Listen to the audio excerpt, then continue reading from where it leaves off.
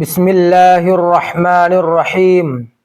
محترم ناظرین، کائنات کی تخلیق سے لے کر آج تک اللہ تعالیٰ نے انسان کی رہنمائی اور اسے اندھیروں سے نکال کر روشنی کی طرف لانے کے لیے 1,24,000 کم و بیش انبیاء اور رسول اس دھرتی پر مبعوث فرمائے۔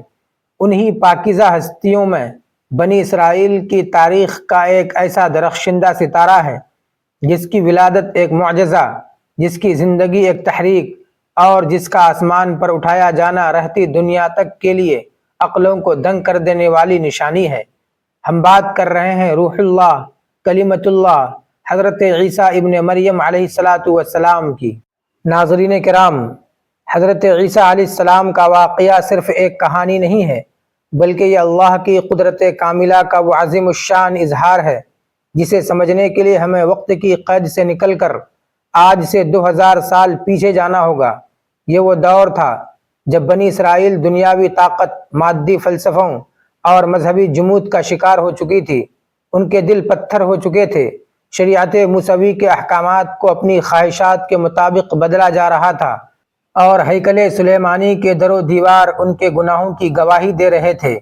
ایسے تاریک ماحول میں اللہ تعالیٰ نے آل عمران کے پاکیزہ گھرانے سے ایک ایسی روشنی پیدا کرنے کا فیصلہ کیا جس نے کفر اور شرک کے اندھیروں کو جڑ سے اکھاڑ پھینکا۔ آئیے قرآن حکیم کے نورانی صفحات کو الٹتے ہیں اور سورہ آل عمران، سورہ مریم اور سورہ مائدہ کی آیات کے سائے میں اس ایمان افروز داستان کا آغاز کرتے ہیں۔ واقعے کا آغاز حضرت عیسیٰ علیہ السلام کی پیدائش سے نہیں بلکہ ان کے نانا کے گھرانے سے ہوتا ہے۔ قرآن مجید نے اس خاندان کی پاکیزگی کو ابدی بنیادوں پر تسلیم کیا ہے۔ اللہ تعالیٰ سورہ آل عمران کی آیت نمبر 33 میں ارشاد فرماتا ہے، ان اللہ اصطفیٰ آدم و نوح و آل ابراہیم و آل عمران علی العالمین۔ بے شک اللہ نے آدم کو، نوح کو، آل ابراہیم کو اور آل عمران کو تمام جہان والوں پر فضیلت کے لیے چن لیا۔ عمران بنی اسرائیل کے ایک انتہا عابد، زاہد اور نیک انسان تھے، اور ان کی زوجہ محترمہ جن کا نام تاریخ میں حنہ بتایا جاتا ہے، وہ بھی انتہائی متقی خاتون تھیں۔ ایک طویل عرصے تک ان کے ہاں کوئی اولاد نہ تھی۔ ایک دن انہوں نے ایک پرندے کو دیکھا جو اپنے ننھے بچے کو دانہ چگا رہا تھا، تو ان کے دل میں بھی اولاد کی تڑپ جاگی۔ انہوں نے سچے دل سے بارگاہ الہی میں ہاتھ اٹھائے اور ایک ایسی منت مانی جو تاریخ کا رخ موڑنے والی تھی۔ قرآن اس منظر کو یوں محفوظ کرتا ہے، جب عمران کی بیوی نے کہا، اے میرے پروردگار، جو کچھ میرے پیٹ میں ہے میں نے اسے تیرے نام پر بالکل آزاد یعنی دنیاوی کاموں سے فارغ کر کے ہیکل کے لیے وقف کرنے کی منت مانی ہے، پس تو میری طرف سے اسے قبول فرما لے، بے شک تو ہی سب کچھ سننے والا اور جاننے والا ہے۔ مگر جب ولادت کا وقت آیا تو انہوں نے دیکھا کہ ان کے ہاں ایک بیٹی پیدا ہوئی ہے۔ اس دور کے رواج کے مطابق صرف لڑکوں کو ہی بیت المقدس کی خدمت کے لیے وقف کیا جاتا تھا، کیونکہ لڑکیاں ہیکل کے امور اور تنہائی کی عبادت کے مروجہ سخت قوانین کی پابند نہیں ہو سکتی تھیں۔ عمران کی بیوی نے حسرت اور عاجزی سے کہا، اے میرے رب، میرے ہاں تو لڑکی پیدا ہوئی ہے، اور اللہ خوب جانتا تھا جو کچھ انہوں نے جنم دیا تھا، اور لڑکا لڑکی جیسا نہیں ہوتا، اور میں نے اس کا نام مریم رکھا ہے، اور میں اسے اور اس کی اولاد کو شیطان مردود سے تیری پناہ میں دیتی ہوں۔ اللہ تعالیٰ نے ان کی اس خلوص سے بھری نیت کو قبول فرمایا۔ حضرت مریم علیہ السلام کے والد عمران کا انتقال ان کی پیدائش سے پہلے ہی ہو چکا تھا، اس لیے اب سوال یہ تھا کہ اس متبرک بچی کی پرورش کون کرے گا؟ ہیکل کے تمام علماء اور خادم اس شرف کو حاصل کرنا چاہتے تھے۔ انہوں نے قرآن اندازی کا فیصلہ کیا اور اپنے قلم پانی میں ڈالے۔ اللہ کی مشیت سے وقت کے نبی حضرت زکریا علیہ السلام، جو حضرت مریم کے خالو بھی تھے، کے نام کا قرآن نکلا۔ حضرت زکریا علیہ السلام نے ہیکل کے اندر حضرت مریم کے لیے ایک مخصوص حجرہ یعنی محراب بنا دیا، جہاں وہ دن رات اللہ کی عبادت میں مصروف رہتی۔ یہاں قدرت کا ایک انوکھا معجزہ روز ظاہر ہوتا تھا۔ حضرت زکریا علیہ السلام جب بھی مریم کے پاس حجرے میں جاتے تو وہاں طرح طرح کے پھل اور غیب سے آیا ہوا رزق پاتے۔ حیرت انگیز بات یہ تھی کہ گرمیوں میں سردیوں کے پھل اور سردیوں میں گرمیوں کے نایاب پھل وہاں موجود ہوتے۔ ایک دن حضرت زکریا علیہ السلام نے حیرت سے پوچھا، اے مریم، یہ رزق تمہارے پاس کہاں سے آتا ہے؟ یہاں تو کوئی دوسرا انسان داخل ہی نہیں ہوتا۔ تب معصوم اور پاکیزہ مریم علیہ السلام نے جواب دیا، یہ اللہ کے پاس سے آتا ہے، بے شک اللہ جسے چاہتا ہے بے حساب رزق عطا فرماتا ہے۔ یہ سن کر حضرت زکریا علیہ السلام اتنے متاثر ہوئے کہ انہوں نے اسی محراب میں کھڑے ہو کر اپنے لیے بڑھاپے میں اولاد یعنی حضرت یحییٰ علیہ السلام کی دعا مانگی، جو اللہ نے قبول فرمائی۔ وقت گزرتا گیا اور حضرت مریم پاک دامنی، حیا اور تقوی کی اس بلندی پر پہنچ گئیں جہاں کائنات کی کوئی دوسری عورت نہیں پہنچ سکی۔ ایک دن وہ بظاہر اپنے خاندان سے الگ ہو کر ہیکل کے مشرقی حصے کی طرف تنہائی میں عبادت کے لیے گئیں اور اپنے اور لوگوں کے درمیان ایک پردہ لٹکا لیا۔ اسی تنہائی کے عالم میں اللہ تعالیٰ نے اپنی قدرت کا سب سے بڑا فیصلہ نافذ کرنے کے لیے اپنے مقرب فرشتے روح الامین حضرت جبرائیل علیہ السلام کو بھیجا۔ حضرت جبرائیل علیہ السلام ایک عام انسان کی خوبصورت شکل اختیار کر کے ان کے سامنے نمودار ہوئے۔ ایک اجنبی مرد کو اچانک اپنے سامنے پا کر حضرت مریم کے دل میں خوف اور حیا کا تلاطم برپا ہو گیا۔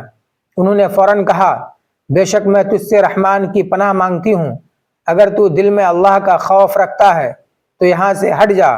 جبرائیل علیہ السلام نے انتہائی ادب اور نرمی سے جواب دیا، میں کوئی انسان یا اجنبی نہیں ہوں، بلکہ میں تو تیرے رب کا بھیجا ہوا ایک قاصد ہوں، اور یہاں اس لیے آیا ہوں تاکہ تجھے ایک نہایت پاکیزہ اور ہونہار لڑکے کی خوشخبری دوں۔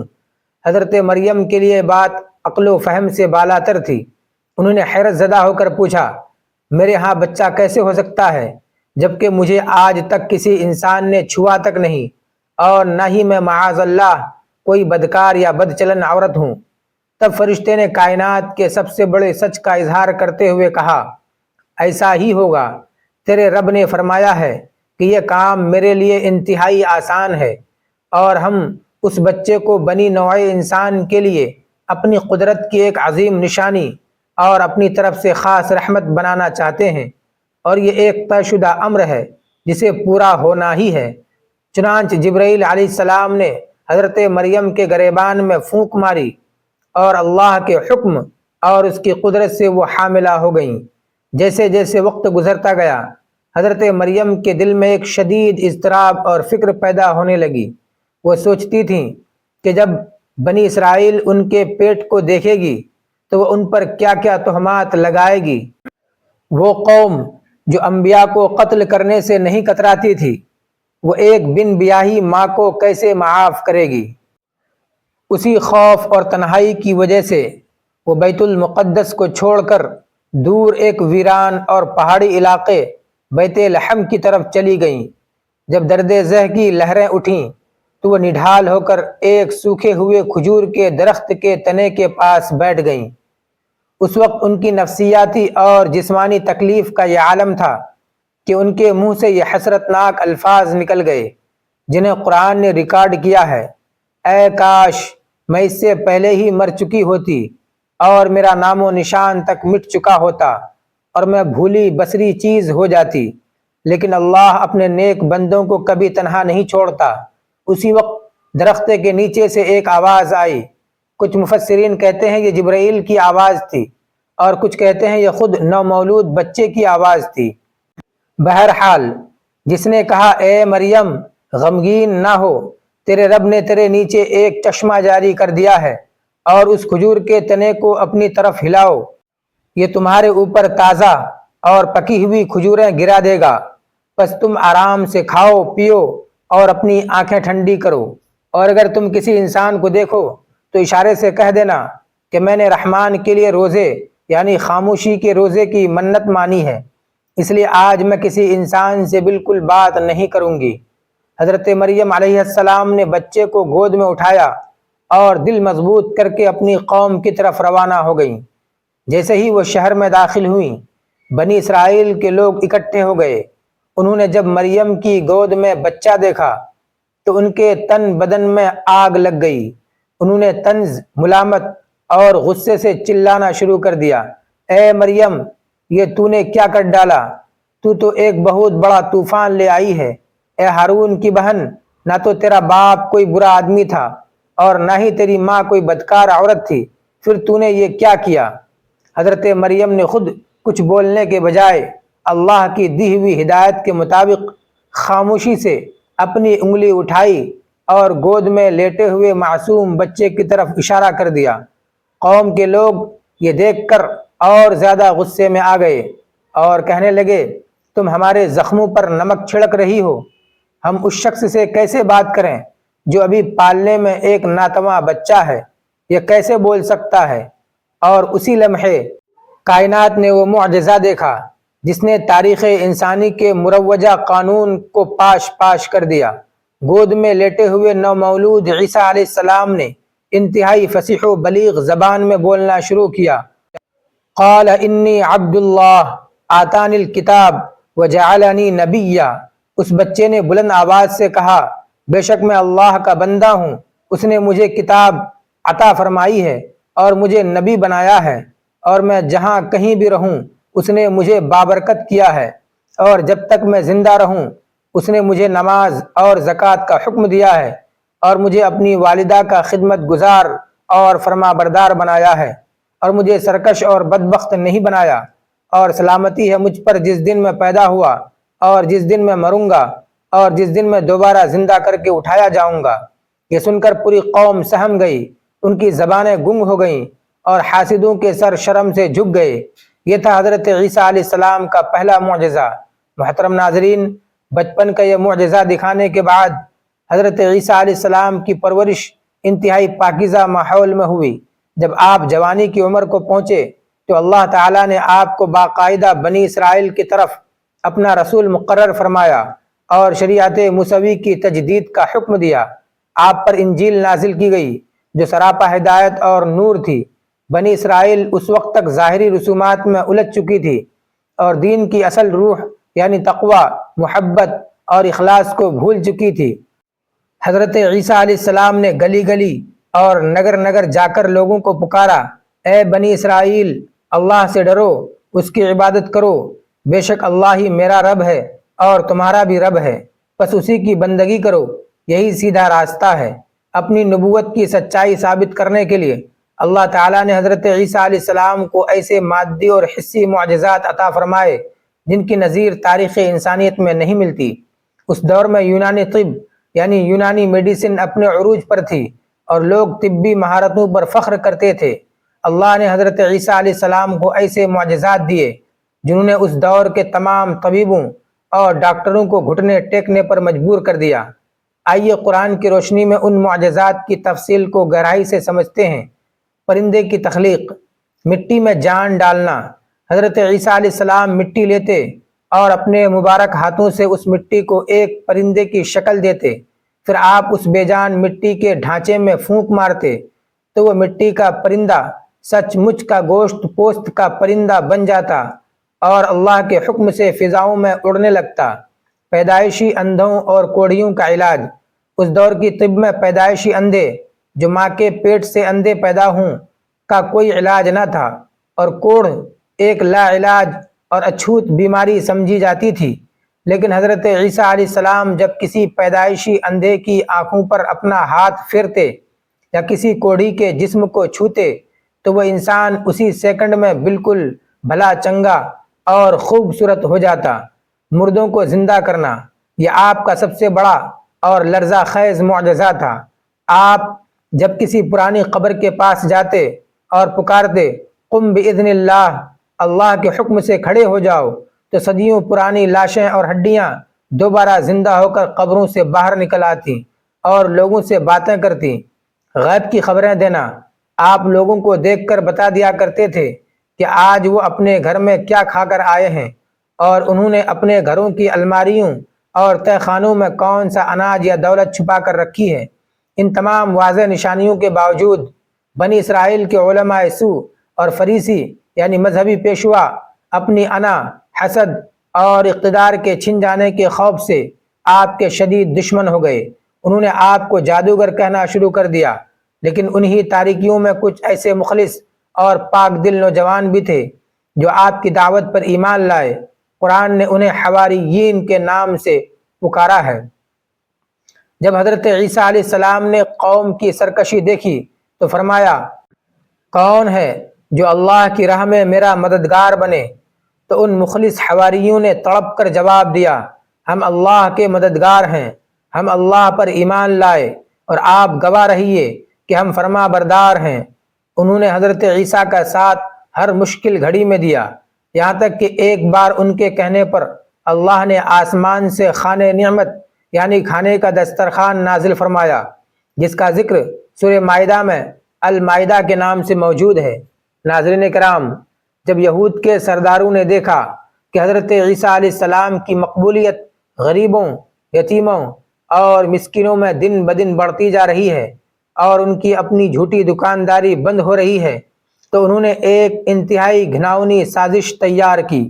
اس وقت یروشلم پر رومی سلطنت یعنی رومن امپائر کی حکومت تھی، جو کہ بت پرست تھے۔ یہود کے سرداروں نے رومی گورنر اور بادشاہ کے پاس جا کر حضرت عیسیٰ علیہ السلام کے خلاف جھوٹی مخبری کی اور کہا کہ یہ شخص یعنی عیسیٰ رومی بادشاہت کو تسلیم نہیں کرتا، یہ لوگوں کو ٹیکس دینے سے روکتا ہے اور خود بادشاہ بننے کے خواب دیکھ رہا ہے، لہذا یہ حکومت کے خلاف بغاوت کا مرتکب ہوا ہے۔ رومی حکومت اس پروپیگنڈے کے زیر اثر آ گئی اور انہوں نے حضرت عیسیٰ علیہ السلام کو معاذ اللہ گرفتار کر کے سولی پر چڑھانے کا فوجی حکم جاری کر دیا۔ فوجیوں نے اس مکان کا گھیراؤ کر لیا جہاں حضرت عیسیٰ علیہ السلام اپنے چند حواریوں کے ساتھ موجود تھے۔ عیسائیوں اور یہودیوں کی تاریخ یہ کہتی ہے کہ عیسیٰ علیہ السلام کو گرفتار کر لیا گیا، ان کے سر پر کانٹوں کا تاج رکھا گیا، انہیں کوڑے مارے گئے اور پھر سولی پر چڑھا کر مار دیا گیا۔ لیکن کائنات کا مالک اللہ رب العزت قرآن مجید کی سورہ نساء آیت 157 158 میں اس جھوٹی کہانی کا پردہ چاک کرتے ہوئے فرماتا ہے، وما قتلوہ وما صلبوہ ولکن شبہ لہم، اور نہ تو انہوں نے عیسیٰ کو قتل کیا اور نہ ہی انہیں سولی پر چڑھایا، بلکہ ان کے لیے کسی دوسرے کو عیسیٰ کا ہم شکل بنا دیا گیا تھا۔ اور بے شک جو لوگ اس میں اختلاف کر رہے ہیں وہ خود شک میں مبتلا ہیں، ان کے پاس اس کا کوئی علمی متبادل نہیں سوائے گمان کی پیروی کے، اور یہ یقینی بات ہے کہ انہوں نے عیسیٰ کو قتل نہیں کیا، بل رفعہ اللہ الیہ وکان اللہ عزیزا حکیما، بلکہ اللہ نے انہیں اپنی طرف زندہ آسمان پر اٹھا لیا اور اللہ انتہائی طاقتور اور حکمت والا ہے۔ اسلامی روایات اور مفسرین کے مطابق جب دشمن مکان میں داخل ہونے والے تھے تو اللہ تعالیٰ نے حضرت عیسیٰ علیہ السلام پر نیند طاری فرمائی اور فرشتوں کے ذریعے انہیں زندہ جسم کے ساتھ آسمان پر اٹھا لیا۔ اسی دوران یہود کا ایک منافق شخص یا مخبری کرنے والا فوجی جب کمرے میں داخل ہوا تو اللہ نے اپنی قدرت سے اس کا چہرہ اور آواز بالکل حضرت عیسیٰ علیہ السلام جیسی کر دی۔ جب دوسرے فوجی اندر داخل ہوئے تو انہوں نے اسی ہم شکل شخص کو پکڑ لیا۔ وہ چلاتا رہا کہ میں عیسیٰ نہیں ہوں، لیکن کسی نے اس کی ایک نہ سنی اور انہوں نے اسی کو سولی پر چڑھا دیا۔ اہل سنت والجماعت کا یہ پختہ عقیدہ ہے کہ حضرت عیسیٰ علیہ السلام چوتھے آسمان پر زندہ موجود ہیں، وہ بوڑھے ہو کر نہیں مرے، اور قیامت کے قریب وہ دمشق کی جامع مسجد کے مشرقی مینار پر دو فرشتوں کے پروں پر ہاتھ رکھے ہوئے دوبارہ اس دنیا میں تشریف لائیں گے۔ وہ دجال کا خاتمہ کریں گے، صلیب کو توڑیں گے، خنزیر کو ہلاک کریں گے اور دنیا میں اسلام کا عادلانہ نظام قائم کریں گے، اور اپنی طبعی عمر پوری کرنے کے بعد اس دنیا سے رخصت ہوں گے اور روض رسول میں دفن ہوں گے۔ سامعین کرام، اب ہم آتے ہیں اس ویڈیو کے انتہائی اہم اور علمی حصے کی طرف، جس کو سمجھے بغیر حضرت عیسیٰ علیہ السلام کا واقعہ مکمل نہیں ہو سکتا۔ وہ موضوع ہے کتاب انجیل کی حقیقت۔ قرآن پاک میں اللہ تعالیٰ فرماتا ہے کہ اس نے حضرت عیسیٰ علیہ السلام کو ایک کتاب دی تھی جس کا نام انجیل ہے۔ ارشاد باری تعالیٰ ہے، اور ہم نے ان کے پیچھے عیسیٰ ابن مریم کو بھیجا جو اپنے سے پہلے کی کتاب یعنی تورات کی تصدیق کرنے والے تھے، اور ہم نے انہیں انجیل عطا فرمائی جس میں ہدایت اور نور تھا۔ سورہ مائدہ آیت 46۔ یہاں آپ ناظرین کے لیے یہ سمجھنا انتہائی ضروری ہے کہ اس اصل انجیل اور آج کی بائبل میں کیا فرق ہے۔ ہم اسے 3 بنیادی نکات میں واضح کرتے ہیں۔ نمبر 1، اصل انجیل کیا تھی؟ اصل انجیل وہ وحی الہی تھی جو اللہ تعالیٰ نے براہ راست حضرت عیسیٰ علیہ السلام پر نازل فرمائی تھی۔ وہ کوئی ایسی کتاب نہیں تھی جو آپ کے بعد لکھی گئی ہو، بلکہ وہ عیسیٰ علیہ السلام کی زبان مبارک سے جاری ہونے والے اللہ کے احکامات تھے۔ اس اصل کتاب میں خالص توحید کا درس تھا، اللہ کی وحدانیت کا اقرار تھا، اور اس میں سب سے بڑھ کر یہ تھا کہ حضرت عیسیٰ علیہ السلام کے بعد آنے والے آخری رسول حضرت محمد مصطفیٰ صلی اللہ علیہ وسلم کی آمد کی واشگاف الفاظ میں بشارت موجود تھی، جیسا کہ قرآن کہتا ہے کہ عیسیٰ نے فرمایا تھا، میں ایک ایسے رسول کی خوشخبری دینے آیا ہوں جو میرے بعد آئے گا اور اس کا نام احمد ہوگا۔ نمبر 2، موجودہ اناجیل کی حقیقت۔ آج عیسائی دنیا کے پاس جو بائبل موجود ہے اس میں کوئی ایک کتاب نہیں ہے، بلکہ وہ 4 مشہور اناجیل کا مجموعہ ہے: انجیل متی، انجیل مرقس، انجیل لوقا اور انجیل یوحنا۔ یہ چاروں کتابیں وہ اصل انجیل نہیں ہیں جو عیسیٰ پر اتری تھی، بلکہ یہ حضرت عیسیٰ علیہ السلام کے آسمان پر اٹھائے جانے کے تقریباً 40 سال سے لے کر 100 سال بعد مختلف انسانوں متی، مرقس، لوقا اور یوحنا نے اپنی یادداشت، سنی سنائی باتوں اور تاریخی احوال کے مطابق لکھی۔ یہ اصل میں حضرت عیسیٰ کی سوانح حیات ہیں، نہ کہ اللہ کی نازل کردہ اصل کتاب۔ نمبر 3، تحریف اور انسانی آمیزش۔ چونکہ یہ کتابیں انسانوں نے لکھیں اور ان کی حفاظت کا کوئی غیبی انتظام نہ تھا، اس لیے وقت کے ساتھ ساتھ ان میں شدید تحریف ہوتی گئی۔ عیسائی راہبوں نے اپنی مرضی کے احکامات اس میں شامل کر دیے، توحید کے احکامات کو بدل کر عقیدہ تثلیث یعنی ٹرینٹی یعنی 3 خداؤں کا عقیدہ، باپ، بیٹا اور روح القدس شامل کر دیا، اور حضرت عیسیٰ علیہ السلام کو اللہ کا بندہ اور رسول کہنے کے بجائے معاذ اللہ، اللہ کا بیٹا قرار دے دیا۔ یہی وجہ ہے کہ اللہ تعالیٰ نے پچھلی تمام کتابوں کے منسوخ ہونے کے بعد کائنات کو قرآن مجید کا تحفہ دیا، جو قیامت تک کے لیے محفوظ ہے اور جو پچھلی تمام کتابوں کی سچائی کو پرکھنے کے لیے ترازو ہے۔ محترم ناظرین، حضرت عیسیٰ علیہ السلام کی عظیم الشان داستان ہمیں سکھاتی ہے کہ جب مادی اسباب ختم ہو جائیں تو ایمان والوں کا بھروسہ صرف اور صرف مسبب الاسباب یعنی اللہ کی ذات پر ہونا چاہیے۔ اللہ نے مریم کی پاک دامنی کی گواہی ایک ننھے بچے سے دلوائی اور عیسیٰ علیہ السلام کو دشمنوں کے چنگل سے بچا کر آسمان پر اٹھا لیا۔ امید ہے کہ قرآن اور تاریخ کی روشنی میں تیار کی گئی یہ تفصیلی علمی ویڈیو آپ کے علم میں اضافے کا باعث بنی ہوگی۔ اگر آپ کو ہماری یہ کاوش پسند آئی ہے تو اس ویڈیو کو لائک کریں، اپنے دوستوں اور خاندان کے ساتھ شیئر کریں، اور ہمارے چینل کو سبسکرائب کرنا ہرگز نہ بھولیں تاکہ ایسی ہی ایمان افروز ویڈیوز آپ کو ملتی رہیں۔ کمنٹ باکس میں اپنی قیمتی رائے کا اظہار ضرور کیجیے گا۔ ملتے ہیں بہت جلد نئی ویڈیو کے ساتھ، جب تک کے لیے اجازت دیجیے۔ اللہ حافظ۔